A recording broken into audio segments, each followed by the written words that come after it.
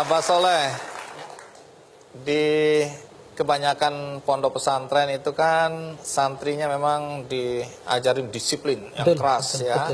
Kemudian nggak boleh terlalu banyak macam-macamnya. Tapi di Meta Tobat ini saya dengar santri-santrinya malah dibolehkan memilih kegiatan-kegiatan yang mereka sukai, gitu. Betul. Kenapa mereka boleh memilih? Kan harusnya mereka diatur supaya tertib, supaya sadar, supaya baik hidupnya. Apa kok malah bebas memilih apa yang mereka sukai? Anak-anak ini sangat besar potensinya. Apabila tidak kita berikan kesempatan apa yang dia bisa, pasti dia tidak akan berkembang. Makanya yang suka musik saya berikan alat musiknya, yang suka dalang seperti itu juga saya berikan ilmu dalangnya untuk belajar ke dalang yang lain. Kemudian yang senang sepak bola saya silakan untuk main sepak bola, yang suka badminton silakan untuk badminton. Intinya di saat ngaji harus ngaji, di saat harus berbakti kepada orang tua berbakti, ketika berbakti harus berbakti dengan negara, berbaktilah dengan negara. Intinya saya kepingin anak-anak itu menjadi anak-anak yang baik sesuai dengan jabatannya masing-masing. Seperti itu.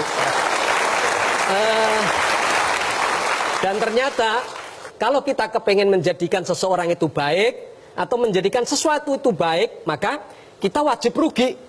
Wajib rugi. Kita wajib rugi. Ketika kalian menginginkan kita, orang lain kita menjadi baik, menginginkan anak jelek menjadi baik, kita ingatnya untung, jangan berharap itu terjadi. Kalau kepengen anak itu jadi baik, negara ini jadi baik, maka kita harus rugi intinya. Rugi itu pengertiannya apa? Rugi uang, rugi waktu, rugi perhatian. Istri tidak kebagian, kantong juga tidak kebagian. Wah, dan banyak sekali. Saya nggak siap. Begitu. Kerugiannya terlalu besar dan banyak ini ya. Tapi itu Anda jabani, lalu kenapa Anda lakukan itu juga?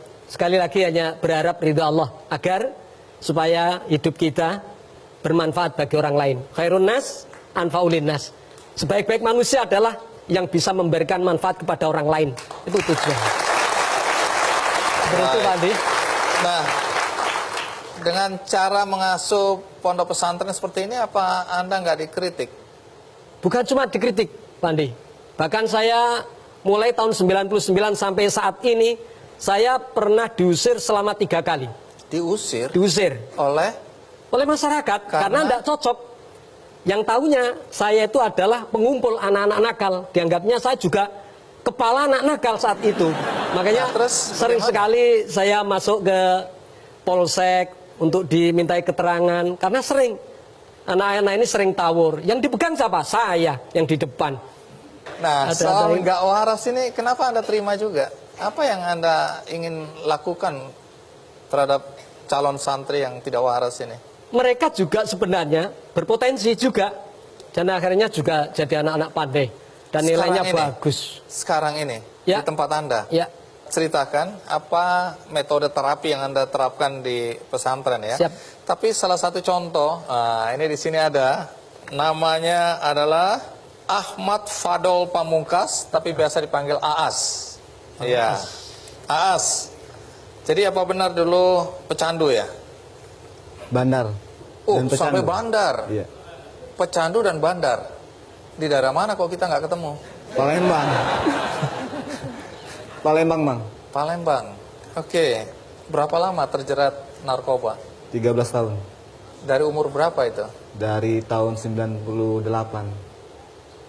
Oke, sekarang udah... Alhamdulillah sudah. Oke. Bahkan ketika menikah ya, Anda masih pakai ya? Masih. Malah lebih parah. Dan bahkan maksa istri untuk pakai juga? Iya, pernah saya paksa suruh pakai. Karena dia menerangkan bahwasanya saya gila. Jadi, nih pakai nih barang. Saya nggak gila. Kamu belum tahu nih rasa enaknya nih sabu nih. Pakai, kata saya. Sampai dia nangis, Bang. Nggak mau. Ujungnya? Lari dia. Oh, benar itu harusnya begitu. Lalu, bagaimana ceritanya kemudian saya dengar Anda sadar dan kemudian mencari pesantren ya? Sadarnya kenapa itu? Jadi waktu itu ada suatu titik saya sudah merasa kehilangan kepercayaan diri, Bang. Jadi teman-teman berkhianat. Berkhianat itu maksudnya apa? Jadi saya sempat punya 5 orang anak buah waktu itu, Bang. Wah, bandar besar juga Anda ya? Nggak terlalu besar sih, Bang. Oke, terus? Jadi setiap orang 5 ini saya kasih 10 gram tanpa mereka memberi uang ke saya gitu, Bang. Oke. Nah, jadi barang yang saya kasih ke mereka ini nggak nyampe ke saya jadi uang itu, Bang. Oke. Mereka curang ya? Dia curang, dia lari, dan akhirnya saya pun ngerasa saya salah apa sama mereka kayak gitu, Bang. Saya sudah baik, sudah kasih modal ke mereka, kok saya dikhianatin. Dan akhirnya saya masuk kamar waktu itu depresi lah, Bang. Mungkin dah depresi berat. Jadi ada masih sekitar 30 gram barang itu saya pakai sendiri, Bang, di dalam kamar. Anda habiskan? Dalam waktu 1 bulan saya habiskan. Saya di dalam kamar, jadi rumah saya di Palembang itu, di gubuk saya itu ada 2 kamar. Nah, saya di kamar paling belakang itu saya ketemu sama anak saya pun takut. Takut nanti ketika ada Pak Polisi, ada Pak Polisi, mana Bapak? Itu di belakang saya, takut seperti itu, Bang. Istri sudah ketakutan, Bang. Istri sudah ketakutan karena setiap ada motor lewat atau mobil lewat, saya sudah siap mati, Bang, waktu itu. Kalau nggak saya yang mati, polisi yang mati.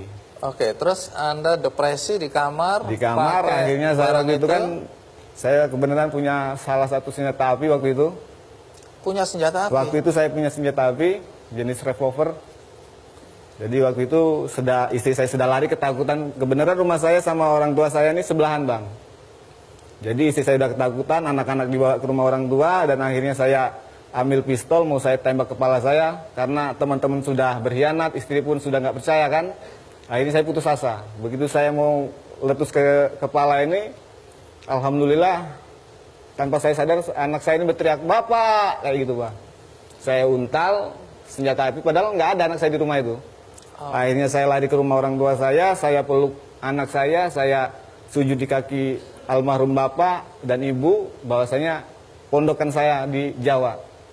Dan akhirnya kata orang tua, "Benar kamu mondok?" "Iya, benar, Bu," kata saya kan. "Besok kita berangkat." Dan akhirnya saya pun berangkat, Bang. Dan berangkat pun saya masih nyabu, Bang.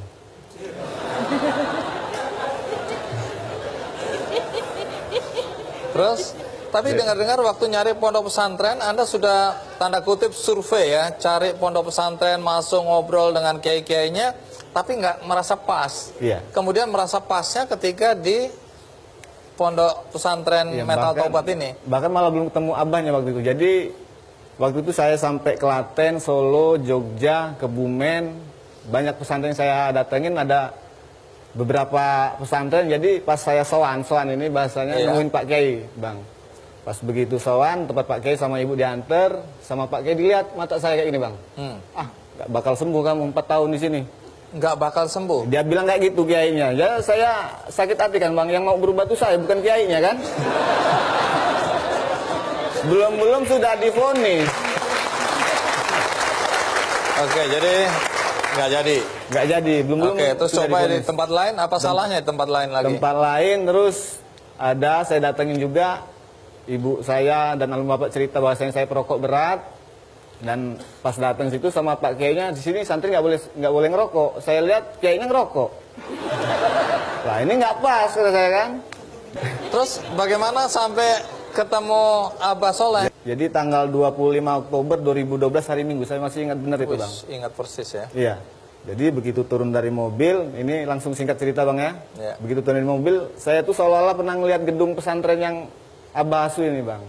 Loh, begitu tuh kok kapan saya pernah kesini, kata saya kan. Padahal seumur umur saya belum pernah, Bang. Jadi soal saya sudah pernah pernah datang ke pesantren itu belum ketemu Abah. Begitu turun dari mobil, bilang sama bapak sama ibu, "Saya sudah betah di sini, Pak, Bu. Saya pondok di sini," kata saya. Baru sampai depan pintu udah betah? Iya, udah bilang, "Nanti dulu," kata bapak sama ibu. "Yang kemarin ketemu Pak Kiai aja kamu belum cocok kok, ini belum ketemu kamu udah bilang cocok," katanya kan. "Enggak, pokoknya ibu pulang ke Palembang, saya mau pondok sini," kata saya. Dan akhirnya sowan dulu kita akhirnya ketemu Abah waktu itu kan. Diceritain lah masa lalu saya sama orang tua saya. Abah bilang, "Sudah sembuh," kata Abah. Dan akhirnya saya pun nggak nyangka sampai sekarang, Bang. Sembuh. Baik, terima kasih. Nah, yang jadi pertanyaan, bagaimana Anda menyembuhkan pecandu-pecandu narkoba di pesantren Metal Taubat ini? Nanti Anda ceritakan. Sekarang kita rehat dulu, ikuti terus Kick Andy.